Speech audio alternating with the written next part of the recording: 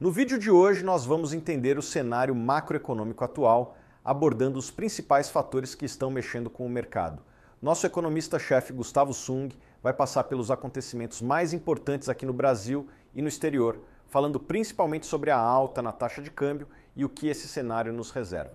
Obrigado, Thiago, novamente pelo espaço. E pessoal, vamos para o nosso resumo macro, hoje dia 29 de novembro, um dia que deve ficar para a história com a taxa de câmbio ultrapassando o patamar de R$ 6,00, chegou a ser cotada a 6,11 e agora já arrefeceu no momento desta gravação. Diante do cenário de incertezas e estresse muito grandes essa semana e dúvidas que nós tínhamos agora já foram respondidas, não temos como e levamos a nossa projeção para a taxa de juros. Saímos do nosso cenário base e fomos para o cenário pessimista. Se você quer saber mais, continue aqui no vídeo, dê um like e me siga nas redes sociais, _Gustavo.Sung. Então, pessoal, vamos aí para a grande recapitulação e explicar os motivos principais para esse estresse que a gente está vendo no mercado. Novembro todo, pessoal, ficamos aguardando o anúncio do pacote fiscal pelo governo e que seriam diretrizes importantes para reduzir o estresse do mercado. Essa era a nossa expectativa. Primeiro ponto, além da demora, foi que na quarta-feira à noite, o ministro da Fazenda, Fernando Haddad, veio a público e sinalizou as grandes diretrizes gerais desse pacote. Conjuntamente, ele trouxe, junto consigo, um plano de reforma tributária sobre a renda, em que ele pretende isentar contribuintes que ganham até R$ 5.000 e, para compensar isso, taxar os super ricos, aqueles que ganham mais de R$ 50.000 por mês. Não tiramos o mérito dessa questão, que é importante. Uma queda de impostos poderia incentivar o consumo dessas famílias e, há um bom tempo, a tabela do imposto de renda não era revisada, teve uma revisão recente, mas segue defasada. O ponto, pessoal, é que o timing para nós não foi o mais adequado. Essa discussão poderia acontecer em 2025, porque esta regra, essa nova tabela de imposto de renda, só valeria para 2026. Ou seja, a gente está vendo dois pacotes antagônicos, que de um lado tenta trazer mais credibilidade e sobrevivência ao novo arcabouço fiscal no curto e médio prazo. Como, por exemplo, o salário mínimo vai crescer no máximo até R$ 2,5, que é compatível com o que foi estabelecido com o novo arcabouço fiscal. Lembrando que benefícios previdenciários também serão ajustados pelo mesmo valor, que são vinculados ao salário mínimo. Ele vai atacar questões de militares, super salários, uma focalização melhor dos programas sociais. Isso é bastante importante, está um pouco aquém do que a gente esperava, do que desejávamos, medidas mais estruturais para poder ainda mais reduzir o estresse, ou seja, as medidas que foram anunciadas não serão suficientes para controlar a dívida pública, para melhorar as saúdes públicas. Novos pacotes, novas revisões deverão ser feitas em 2025 para, de novo, trazer uma âncora fiscal melhor. O ponto, pessoal, é que trouxe mais nebulosidade, é que se de um lado uma agenda para dar credibilidade fiscal, o projeto de revisão do imposto de renda poderá gerar perdas de arrecadação de 40 a 50 bi, como as estimativas iniciais, e dependendo de como for a discussão, pode ser até maior, que não necessariamente pode ser compensada por taxar os super ricos. E aí, de novo, essa discussão é válida, mas poderia ficar para o ano que vem. E esse ponto de possível perda de arrecadação é que trouxe ainda mais turbulência e volatilidade nesses últimos dias. Se o governo se atentasse basicamente ao anúncio da primeira agenda, que eu disse para vocês que é um pouco mais fiscalistas, eu acho que o estresse seria bem menor, poderia trazer até uma queda da taxa de câmbio, a bolsa poderia até ter um desempenho mais positivo. Tivemos declarações hoje mais cedo de Arthur Lira e o Rodrigo Pacheco que essa discussão do imposto de renda fica para o ano que vem, e eles receberam de uma forma bastante positiva o pacote de revisão de gastos. E o ponto agora, pessoal, é o que vai acontecer nos próximos meses. Os projetos vão para o Congresso.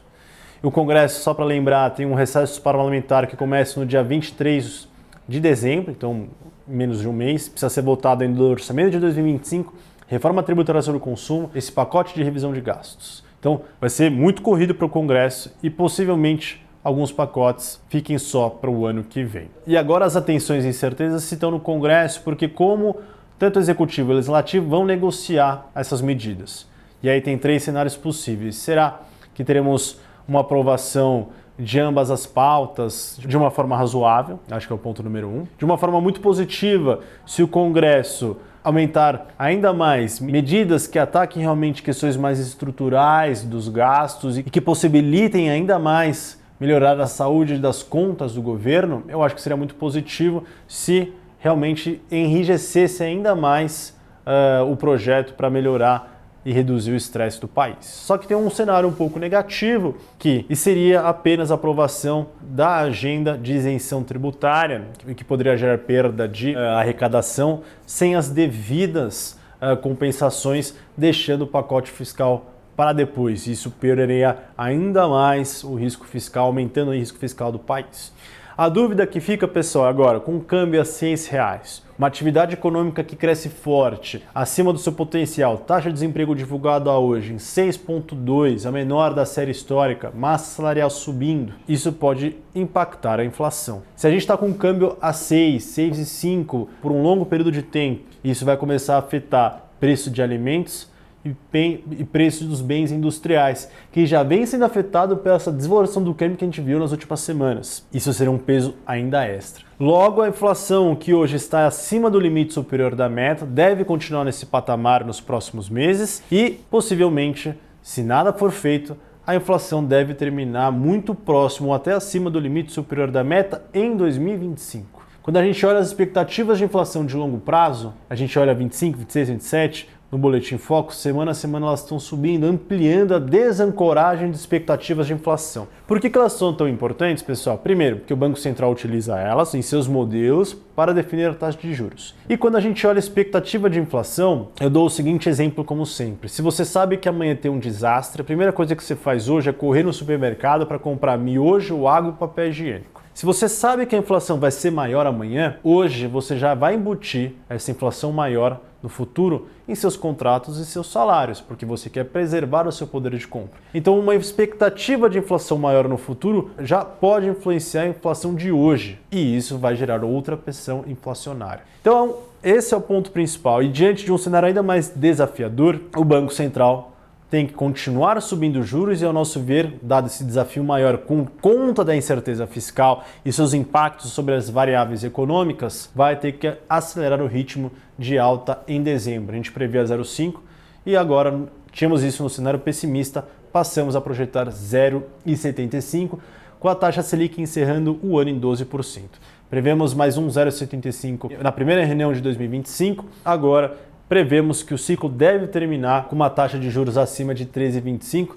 Agora, a taxa terminal, fazemos uma revisão nos próximos dias com mais clareza, com essa dissipação desse choque inicial, a gente vai ter maior clareza dos cenários e a gente vai continuar trazendo atualizações semana a semana para você. O ponto principal para 2025, uma pergunta que vai permear todo o ano e você tem que ficar de olho. O governo vai conseguir ter medidas suficientes para atingir a meta fiscal? Se não atingir a meta fiscal, banda inferior ou pelo menos a banda inferior, vai aceitar os gatilhos ou vai alterar a meta novamente, como fez em 2024? E isso seria muito pior, porque seria o segundo ano consecutivo de alteração da meta, desidratando ainda mais o arcabouço fiscal. Então isso também vai permear toda a discussão de 2025, que você tem que ficar bastante atento. Eu acho que esses eram os pontos principais, não quero me alongar muito aqui, mas de novo, o anúncio feito, principalmente na parte fiscal, foi aquém do esperado e os desafios aumentam. O cenário está ficando um pouco mais pessimista,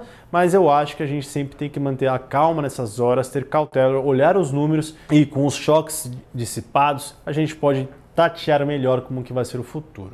Então, pessoal, tenham calma, não se precipitem e a gente vai seguindo aqui semana a semana falando com vocês. De novo, se você gostou, dê um like, siga o canal, me siga nas redes sociais. E para aqueles que são nossos assinantes, o Suno Minuto é o feed de notícias em 24 horas com atualizações diretas com os analistas e agora até faço Suno Minutos em vídeos curtos para trazer a melhor informação para você.